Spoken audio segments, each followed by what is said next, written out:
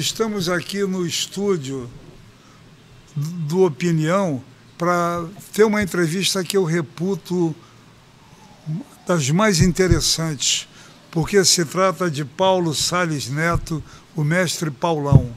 Para vocês terem uma ideia da representação do que está se falando, mestre Paulão tem vários títulos na sua vida.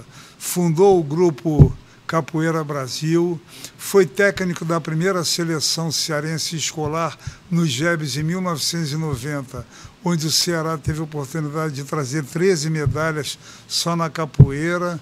Depois disso, né, foi para a Europa, foi para a Hungria, espalhou a capoeira no mundo todo e hoje é presidente da Federação Mundial de Capoeira.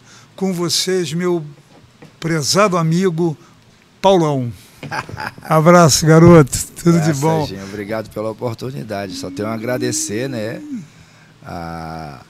aqui a opinião, né, a você, ao Roberto Moreira, essa oportunidade da gente estar aqui batendo esse papo e falar sobre capoeira, né, contar um pouco da minha história aqui, como tudo começou. Por que a capoeira? E como começou isso tudo? Isso aí é uma boa pergunta, que toda vida quando a gente vai numa palestra e ela sempre surge. Eu realmente, Serginho, eu não sei dizer o porquê a capoeira, porque na época eu fazia futebol, eu nasci e me criei na Praia de Iracema, eu sempre falo ali, que é naquela rua que antigamente era Santa Luzia, hoje é Padre Climério, que era o pagode da Dona Mocinha. Eu aprendi o samba ali, até hoje faço samba, eu toco cavaquinho, eu toco violão, eu canto. E também joguei futebol ali no Rachinha, na Praia de Iracema, que a gente chama de racha. E também a capoeira. Então foram essas três atividades que eu me envolvi. E a capoeira, ela me conquistou, sei lá, eu digo que é um vírus positivo que eu tive e parti para ela. Eu lembro que eu joguei no tempo que você jogava, eu jogava no Dente de Leite do Fortaleza, no qual o técnico era o Jurandir Branco, que você bem conhece. E eu tive o prazer de jogar uma vez no Castelão, quando o Castelão só tinha os dois lados, vamos dizer assim, as duas bandas, né? E eu joguei... Os dois lances de arquibancada. Isso. Né? Não fechavam. E naquela época tinha a antepreliminar, que era 2h da tarde, que a gente jogava, né, que era a escolinha. E depois tinha os aspirantes, que antigamente era aspirante, hoje é sub-17, sub-18. E os titulares, né, os profissionais. E ali eu tive a oportunidade, como um garoto de 14, 15 anos, de jogar pela primeira vez, né, no Castelão. E tendo você sempre como ídolo de ver vocês jogando, daquele quadrado de ouro, né, do Fortaleza. Eu não cheguei a pegar o quadrado de ouro do Fortaleza. Porque o quadrado de ouro do Fortaleza, na verdade, era Chinesinho, Zé Carlos, Lucinho e Hamilton Melo. Hamilton Melo, exato. Eu estava no Ceará nessa época. Que é Edmar, Samuel. Samuel e Zé Eduardo. Exatamente. Mas parece dois quadrados, né? Legal, e a gente gostava de jogar. E era uma rivalidade boa, né? E quando tinha aquelas melhor de 3, né? Que sempre no campeonato tinha aquela melhor de 3 entre o Fortaleza e o Ceará, chegava na final. Então foi basicamente isso, e a capoeira me pegou, e eu me dediquei, né? Eu não sei te dizer precisamente o porquê da capoeira, só sei que eu fui, sabe? Não me arrependo, sabe? Por toda a trajetória que eu já fiz, toda a trajetória que eu já passei. A gente vai falando dela aos poucos. Queria saber como é que surge o grupo Capoeira Brasil, né? Que hoje em dia é mundial, né? Como é que ele surge? Primeiramente, quando a gente se estruturou com a capoeira aqui no Ceará, o meu primeiro local, eu tenho que contar isso até chegar lá, foi no Teatro São José, que era a doutora Lerice Porto, que ela tomava conta do maracatu e da cultura cearense. E lá no Teatro São José tinha uma sala e ela nos concedeu para começar ali. E a partir daí nós começamos a estruturar. Aí, em 1979, eu viajei para o Rio de Janeiro com um primo, que é o Canário, que você conhece. E foi o nosso primeiro contato com o Grupo Senzala. E ali nós tivemos um mestre eu tive, né, porque o Canário continuou no outro grupo, do mesmo mestre que ele fundou outro grupo. E então, por um impasse com o mestre, a gente teve que sair do Grupo Senzala e fundar o Grupo Capoeira Brasil. Coincidentemente, os dois amigos meus que nós treinávamos na mesma escola, o Grupo Senzala no Rio de Janeiro, tiveram o mesmo problema. E nós saímos juntos. E outra coincidência é que eles receberam a corda marrom no mesmo dia que eu recebi, do mesmo mestre. Explica, Paulão, o que é a corda marrom para todo mundo entender. É porque a capoeira tem um sistema de graduação, né, um sistema de hierarquia que se usa corda. E em alguns grupos é cordel, que é o da federação. Mas no nosso grupo é a corda. E ali a gente tem as cordas dos iniciantes, são vários grupos, então tem muitas variações de corda. E a corda marrom no Grupo Senzala era a última corda antes de chegar para a mestre, que era a corda vermelha. Então os três estavam juntos nessa caminhada e nesse impasse, digamos assim, que ocasionou a fundação do Grupo Capoeira Brasil em 14 de janeiro de 1989. 1989. São 35 anos já de existência. Lembro que em 1990 eu era diretor de esporte da FADEC, né, e você ia lá e você já tinha naquela época a vontade e uma certa colaboração dos amigos, inclusive dos praticantes de capoeira, de fundar uma federação da capoeira. Né? Eu me lembro que conversamos sobre isso e tudo, e eu me lembro que, baseado nessas conversas, eu lhe convoquei para ser técnico da seleção cearense que ia participar dos JEBs, e do qual hoje é um motivo de grande orgulho para mim ter descoberto, né, essa passagem sua, que inclusive gerou 13 medalhas, né, de ouro, prata e bronze na competição de capoeira. Se lembra disso? Lembro perfeitamente. Nós fizemos aqui uma boa seleção. Porque, na verdade, Serginho, o Ceará sempre revelou grandes capoeiristas, os meninos sempre foram muito talentosos. Até hoje a capoeira do Ceará é uma referência para o Brasil e para o mundo. Entendeu? Então nós fizemos uma boa equipe e conseguimos trazer essas 13 medalhas, né? Graças também a você que comandava, né, dirigia a seleção cearense, não só da capoeira, mas de todas as modalidades esportivas. Então nós tivemos essa felicidade, né, e foi um marco, né, histórico. O governador, na época era o governador Tasso Gereissati, ele nos recebeu lá no Palácio da Abolição. Né? Como era o nome da secretária de Cultura? Que eu me lembro acho que era Augusto Pontes, se eu não me engano. Não, não era Augusto ainda não. Era uma mulher que agora eu não estou lembrado o nome, mas teve isso. O Tasso era secretário, ele recebeu essa delegação cearense, que era composta de 143 pessoas e 100 participantes trouxeram medalhas, futebol de salão, voleibol, basquetebol, capoeira, natação. Foi um sucesso, na verdade, foi um sucesso da delegação cearense. Então isso aí já foi já foi um dos primeiros passos, a capoeira do estado do Ceará se destacando lá fora. Lá fora que eu digo assim, lá fora do Ceará, porque antes não se viajava ainda para o exterior, como hoje. Certo. E aí tem uma mudança na sua vida que você resolve viver na Europa. Né? Exato. E foi em que ano isso? Em fevereiro de 1994. E o que foi isso? O que lhe levou a percorrer o mundo? Primeiro foi o pessoal, porque eu tinha comigo que eu não queria passar por esse mundo, sabe, e não conhecê-lo, sabe. E eu sempre tive um fascínio de aprender a falar um idioma.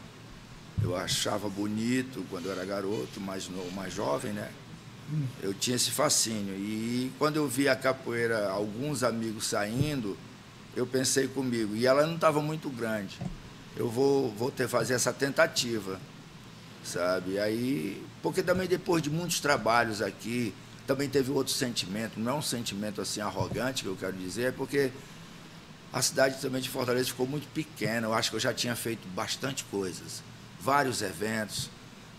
Eu casei, como você sabe, eu casei a capoeira com dança, eu casei com samba, eu casei com humor. A gente fazia a abertura do show de humor do Ciro Santos e do Paulo Diógenes, o saudoso Paulo Diógenes, né, a Raimundinha, que está no céu.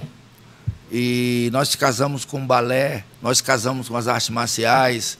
Então, por exemplo, no tempo do Axé Music, quando estourou, a gente sempre abria. Aqui tinha um produtor, que não sei se você conhece, chamado Miro Teixeira, que fazia a produção. Sei, conheço. Lá no Babilônia, que ele tinha uma casa de show chamada Babilônia.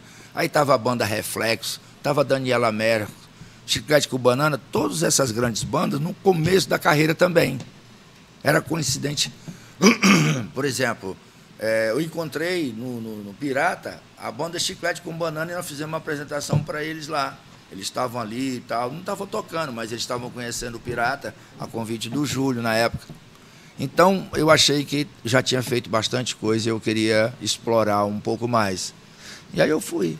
Tem um dado interessante, Paulão, porque, por exemplo, eu cresci vendo a capoeira ser discriminada, vendo a capoeira como uma coisa de malandro, como uma coisa do cara que guardava uma navalha escondida aqui e tudo, aí ele dava um rapapé num, aí me lembro que tinha até um samba, né, que o Nelson Gonçalves cantava, que dizia assim: Lapa dos Capoeiras, Miguelzinho, camisa preta meia-noite, Edgar, que eram os malandros temidos na Lapa, no Rio de Janeiro, né? E eu comecei a perceber, no convívio com você e no convívio também com a capoeira, que começou a ter uma aceitação na capoeira, inclusive na classe média. A capoeira passou a ser uma coisa vista mais como mesmo uma coisa de cultura, de dança e de esporte. Né? A que você atribuísse essa mudança que você está falando aí, que você viveu muitas coisas da capoeira com a música popular brasileira e com a cultura em geral, e que esse entendimento lhe levou aí para o mundo, queria se espalhar e também tinha curiosidade de conhecer. Se atribui a que isso, Paulo? Eu acho que todo um trabalho sério, né? Por exemplo, voltando lá atrás, quando você me perguntou o porquê da capoeira, e a gente sofria isso.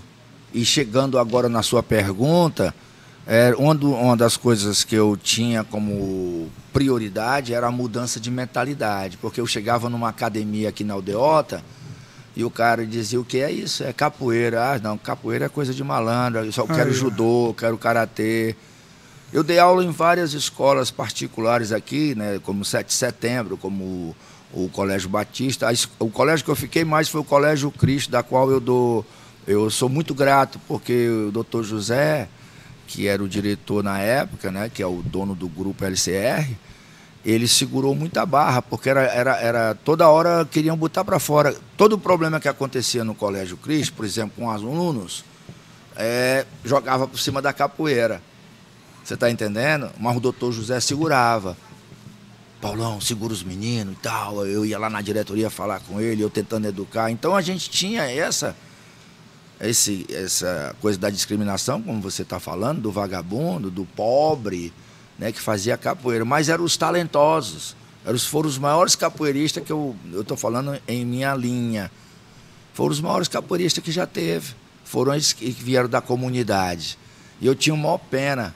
Então eu era posto para fora das escolas por causa de alguma atitude de algum capoeirista que fazia uma má educação, botando assim, né?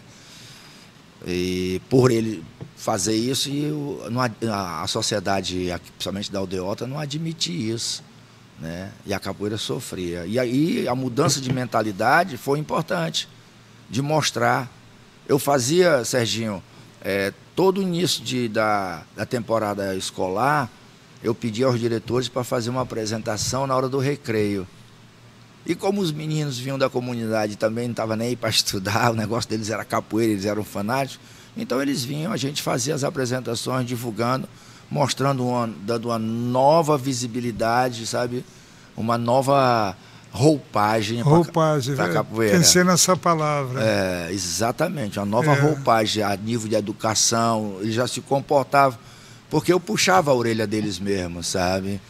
Eu era tipo, tem vários dele que dizem assim, poxa, mestre, se o senhor não tivesse puxado a minha orelha, gritado comigo, dado uns cascudos, eu acho que eu não seria o que eu sou hoje. Estabelecia um limite de comportamento, né? Isso, exatamente. Perfeito. Então a capoeira, ela teve essa função de transformar cidadãos, né? Então eu comecei a perceber isso também com o tempo, com a experiência que eu fui pegando, e disse, olha, eu acho que é um grande veículo educacional, a capoeira, disciplinar, e eu acho que eu posso fazer. Aí fomos vencendo essa tarefa. Escuta, e aí, bom, você pega o avião e desce aonde? Qual foi seu primeiro... Amsterdã. Você desce em Amsterdã. Amsterdã, em fevereiro de 94. Vamos lá. Aí você foi sozinho. Fui sozinho. Você foi sozinho. Aí como é que é isso? Chegar numa pracinha, é você e um berimbau, começa a bater, e aí o pessoal começa a olhar espantado? Ou já tinha alguma coisa de capoeira? Não, já tinha de capoeira. E eu fui através, por exemplo, eu tinha um aluno, ele fez parte da minha escola, que até hoje ele mora lá, que é o Pica-Pau. Hoje ele é mestre de capoeira. Eu conheço de nome. Pois é, e ele já tinha ido, por quê? Porque o irmão da Dora Andrade, o Gilano, ele morava na Holanda. E ele conheceu uma holandesa, que até hoje ela é minha amiga, que se chama Olga de Graaf, que eu sou muito grato a ela, eu não posso jamais deixar de falar no nome dela. A Olga tinha conseguido um subsídio na Holanda para fazer uma peça com a cultura brasileira, girando várias cidades na Holanda. Aí o Gilano veio com ela pegar um capoeirista para levar, e o Pica-Pau foi escolhido, e aí ele foi para lá. Aí quando eu cheguei lá, a gente começou a trabalhar, depois a gente se separou por motivos outros aí, e aí a Olga gostou do meu trabalho, então eu fiquei com ela, eu fiz uma parceria com ela, ela me ajudou muito, a Olga de Graaf. E depois eu fui morar na cidade onde ela morava, que a cidade chama-se Roosendaal, é no sul da Holanda, se chama Brabantes, uma cidade muito pequena. Aí foi lá que eu comecei. Ela é bailarina e ela coordenava já alguns centros culturais. A capoeira começou em minha supervisão lá nos centros culturais, tipo conservatório.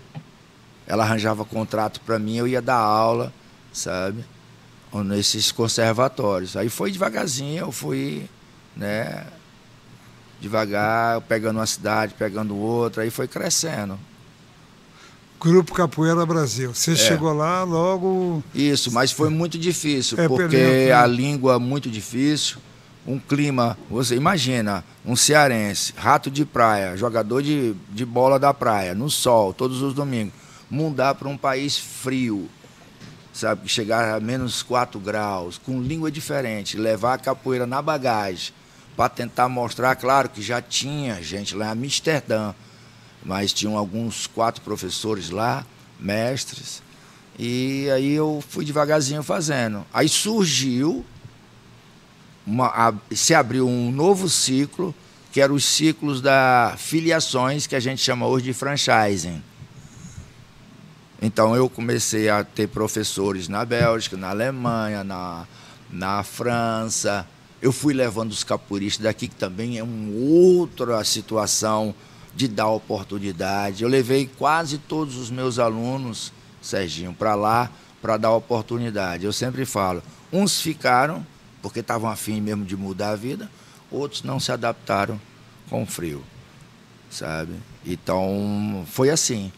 Aí surgiu essa coisa da franchising, que foi um período, e aí a gente estabeleceu regras, tanto na parte econômica, tanto na parte de metodologia, de eventos, tipo assim, um McDonald's que tem que seguir aquele... tem um manual, né? Manual, pronto. Manual indicando o procedimento, isso, inclusive os sistemas, aulas dadas. Sistema de graduação, de aulas, de workshops, de eventos e tudo. Aí fica sob a supervisão o Grupo Capoeira Brasil, Mestre Paulo no Ceará, e supervisiona todos esses países. São 25 países hoje. Pois é, você tem na cabeça esses 25 países? Mais ou menos. Porque de vez em quando eu vejo nas redes sociais, eu vejo você sabe? E tudo, aí você saindo de um lugar para o outro, aí você fala assim, Paulão, tô indo para tal lugar, tá, não sei o que, aí vou com Deus e tudo. Estou no aeroporto em Budapeste, estou indo para a Alemanha, eu viajo sempre com Deus, é isso mesmo. É isso mesmo. Experiência maravilhosa, né, Paulo? De sucesso, né? Eu me sinto super feliz e realizado, Serginho. E eu nunca esqueço. Eu até me emociono porque quando você volta à fita, a gente conversando aqui nesse papo, foi duro. Mas teve a sua ajuda lá na FADEC, teve a ajuda de várias pessoas que eu não posso esquecer, entendeu? No jornalismo, no cearense, os empresários, sabe? Tem o Dr. Fábio Brasil lá da Gráfica LCR, tem o Paulo César Norões, que sempre me deu oportunidade quando ele fazia parte lá da Verdes Mares, entendeu? Então tem várias pessoas, porque você não se faz só. Você não se faz só. Não existe isso. Você tem que ter pessoas que... A vida é sempre o outro também, né?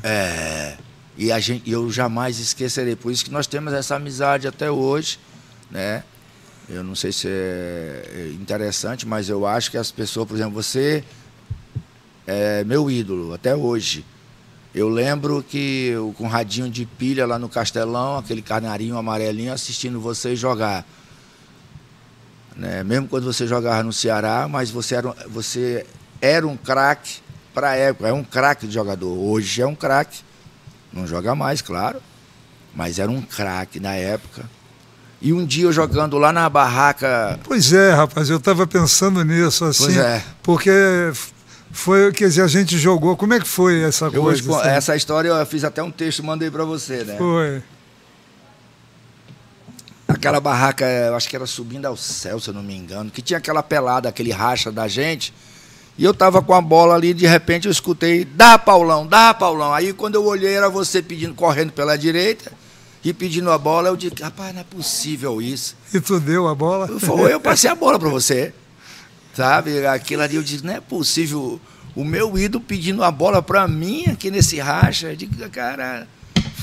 Foi muito legal. Eu lembro daquele tempo ali. Hoje em dia eu não posso mais jogar bola, que eu botei uma prótese enorme no quadril e tudo. Então, se eu jogar, eu posso cair no chão. Ou se alguém entrar duro em mim, não dá mais para segurar. Pois é, aí depois dali a gente foi tomar uma água de coco, conversar e aí tudo. Começamos essa amizade. Aí começamos essa amizade. Maravilha, parceiro, legal. Mas não acabou não, nós vamos em frente. Paulão, deixa eu te falar uma coisa. Bom, aí o governo do estado do Ceará reconhece a sua importância a nível mundial e o S também reconhece, né? Então, quer dizer, esse reconhecimento passa por um diploma, né, que você vira... Como é que é? Explica essa história para a gente, dessas duas coisas. Antes de chegar lá, Serginho, eu também tenho que só fazer aqui uma pontuação. Isso. Porque às vezes a gente está conversando aqui e algumas situações elas fogem, eu não posso deixar de dizer. Quando eu fazia parte do Grupo Senzala com o Canário, nós tivemos uma influência técnica muito grande aqui, porque a gente jogava uma capoeira ainda muito primitiva, digamos assim, uma palavra não é tão primitiva, mas não tinha uma técnica muito apurada ainda. Era por, sabe, prazer e por ver os outros jogando, imitação e tudo. E eu e o Canário viajamos para o Rio de Janeiro e lá conhecemos o mestre Camisa, do Grupo Senzala, e aí a partir daí nós fizemos uma filiação sobre o lance daquelas mudanças que a gente estava conversando. Isso é mais uma mudança, né, que foi a parte técnica. Nós tivemos muita influência, como o mestre Esquisito também, que veio de Brasília em 79, que ele também colaborou muito, ele tem um legado aqui, ele nos ensinou muito, né? Então, aí a capoeira do Ceará começou a tomar um novo rumo a nível de organização e técnica. Isso é um ponto, né, de falar. Mas eu gostaria também de salientar que a primeira roda que eu vi de capoeira, que eu participei, foi lá na casa do ex-governador Vigílio Távora, da qual o Luciano, que você conhece, ele era o coordenador da roda, ele era o organizador, porque a mãe dele era caseira na casa do governador Vigílio Távora. E lá tinha um pátio. E eles todos aos domingos, às 4 horas da tarde, que antigamente o sol não era tão quente como hoje, debaixo de uma mangueira, se encontravam para bater uma pelada, digamos assim, de capoeira, e tinha uma roda e tudo. E foi ali que eu conheci. Então esses 2 pontos que passou, né, eu não poderia esquecer. E voltando agora, qual foi que você... sobre o mestre da cultura. Sou muito feliz, sabe, honrado do governo do estado me reconhecer, não só a mim, como outros mestres também do estado do Ceará, né, que fizeram um trabalho muito relevante como mestre da cultura dos tesouros vivos. E a UES me dá o diploma de doutor do notório saber da cultura popular. Então, porque você sabe que muitas vezes as homenagens não vêm em vida, né? Elas são todas posteriores. Sei que amanhã, quando eu morrer, os meus amigos vão dizer que eu tinha um bom coração. E o governo do estado do Ceará reconheceu e através disso, esse título é uma salvaguarda. Nós temos uma remuneração financeira vitalícia, né, porque não é só a capoeira, é a cultura no geral. É o mestre do artesão, da palha, do barro, da madeira. São vários mestres. São vários mestres, dos quitutes, como é que eles chamam da vaquejada? Não, aquelas pessoas que cantam aqueles tipos de música que é vaqueiro, sabe? Sei. Entendeu? Sei. Do repente, sabe? Do frevo, e do maracatu, sabe? Então, são diversas culturas, do humor. O Augusto Bonequeiro é mestre da cultura, entendeu? Não sei se tu conheceu o Macaúba do Bandolim. Sim, tocou muito tempo lá no Casbar, ele tocava no sábado. Ele é mestre da cultura. Então, da música, da música, sabe? Então, são vários mestres da qual o governo salvaguarda e retribui, né, com a remuneração vitalícia para que esses mestres continuem fazendo as suas atividades. E vocês se encontram ou vai cada... É mesmo, tem um encontro. Como é isso? Lá tiveram eu participei de 2 quando eu estava aqui. Esse último eu não consegui, foi no Cariri, naquele centro cultural que foi inaugurado lá no Cariri, o imenso. Eu não tive o prazer ainda de conhecer, mas os mestres amigos meus, que são faz parte do mestre da cultura, que é o mestre Lula, a mestra Carla, o mestre Ulisses e tem o mestre Chico, também lá do Cariri. E eles foram lá, diz que é fantástico o centro cultural lá, sabe? É imenso, assim, uma coisa assim, sabe, de realmente que preserva, que salva mesmo a cultura cearense, né, a cultura brasileira. E aí o nome do festival é Mestres do Mundo. Todo ano, em novembro, o governo do estado do Ceará, a Secretaria de Cultura, né, fazem esse encontro dos mestres. E lá a gente tem interage um com o outro. Você está entendendo? Tem momentos de palestra, de conversações, tem apresentações, né, tem oficinas, tem debates, tudo em cima da cultura, um conversando com o outro, interagindo, falando da sua experiência em cada, né, no seu lado. Paulão, e você está sempre vindo, você vem 2, 3 vezes por ano ao Brasil.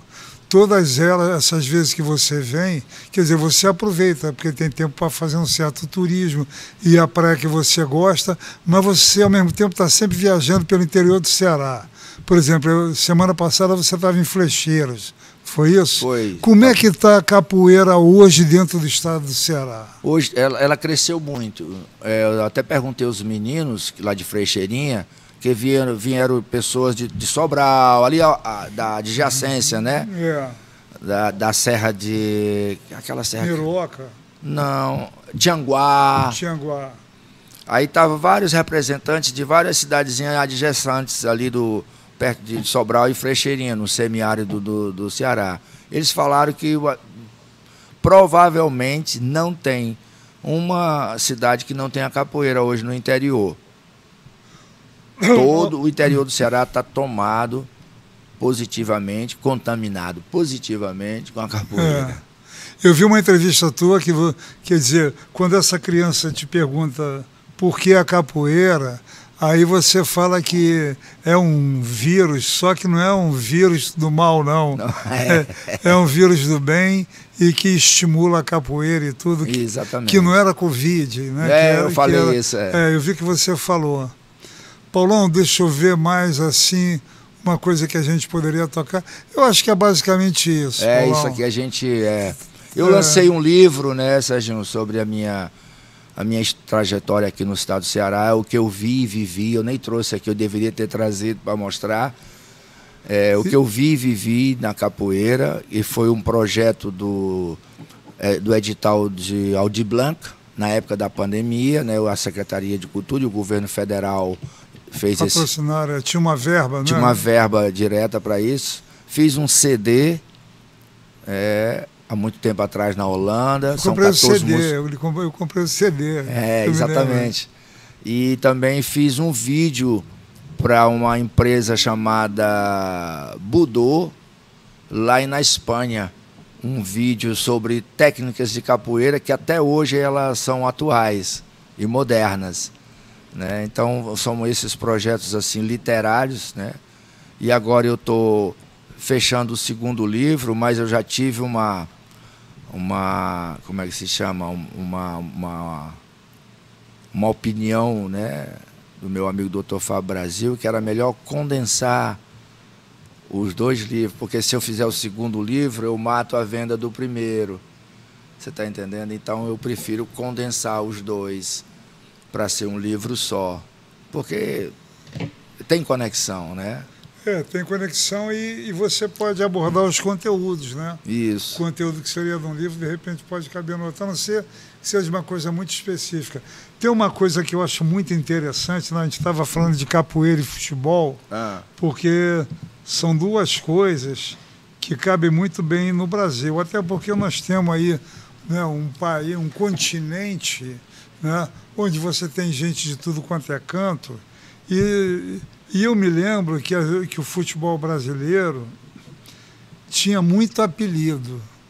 Quando você começou a falar de mestre esquisito, eu achei uma coisa que era, quer dizer assim, naquela época, as lendas, tanto da capoeira quanto do futebol, tinha muita gente que levava um apelido. O apelido, junto. Hoje em dia não tem mais. Futebol não tem mais nenhum apelido. Você não encontra. Né? Futebol mudou, futebol deixou de ser uma atividade lúdica, espontânea, para ser um grande comércio hoje em dia, né? E que aí, entendeu, até o nome muda, né? Agora tu me falando assim, Serginho, me veio aqui na memória quando o Guarani estava no auge, naquele... Teco-teco? Teco-teco, que era... Rapaz, eram os três assim que saíam... Deixa eu me lembrar que eu joguei contra eles. O Teco-teco era um jogador extraordinário.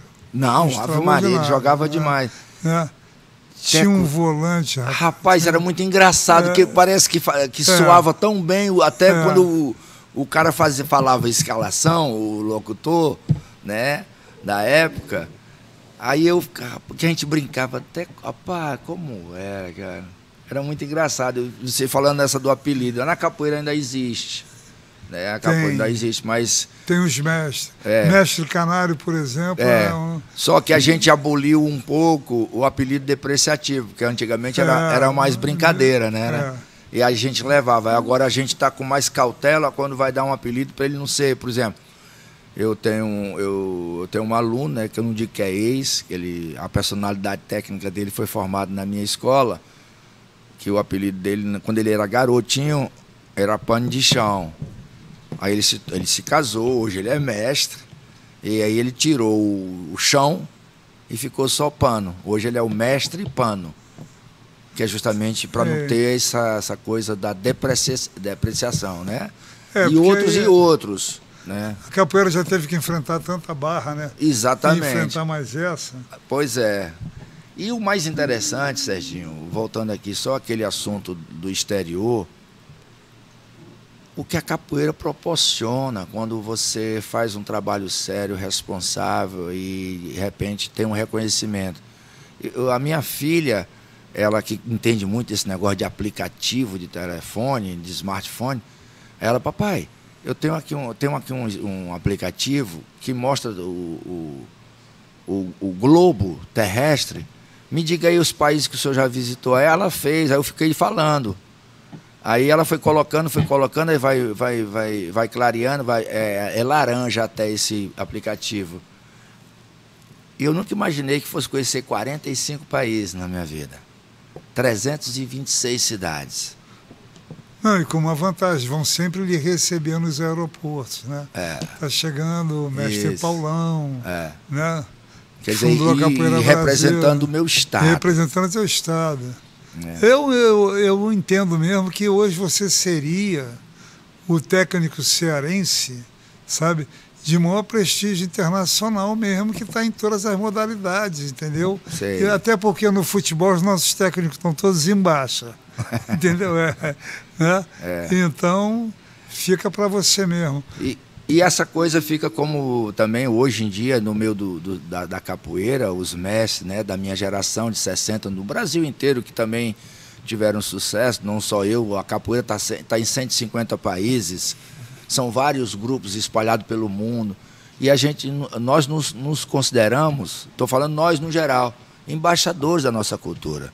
Por quê? Porque quando a gente faz um evento de capoeira lá fora, na festa e durante as oficinas, é a oficina de forró, a festa é o forró, na culinária é a feijoada, na bebida é a caipirinha. Pra você ter uma ideia, tem um brasileiro, são vários, eu conheço esse lá da Alemanha, que ele visita todas as festas comemorativas da Alemanha, da própria Alemanha, e ele tem o quiosquezinho dele de caipirinha. E ele só vive disso, levando o quiosquezinho dele para onde tiver uma festa dessas folclóricas, culturais. Quer dizer, a caipirinha hoje é conhecida mundialmente. Você está falando essas coisas, eu fico com água na boca. Meu mestre, diga lá, e algum evento na cidade, alguma perspectiva futura, tipo assim, vamos botar bem grande, um campeonato mundial de capoeira em Fortaleza, hein? Não, Serginho, eu gostaria de aproveitar a oportunidade, que bom que você me perguntou, que dia 2, 3, 4, 5, aqui em Fortaleza, nós estaremos fazendo o seminário do Grupo Capoeira Brasil 2024, né? E os capoeiristas do estado do Ceará são bem-vindos, né? Apesar de ser o nosso seminário, mas o Grupo Capoeira Brasil está sempre de portas abertas para boas energias e positivas. Obrigado à opinião, à oportunidade. Paulão, meu querido, maior prazer, cara, tá? Valeu pra caramba. Você, Roberto Moreira. A opinião aqui fica feliz. Maria, Tamo junto, valeu? Um abraço grande, Paulão. Valeu, Serginho, muito obrigado.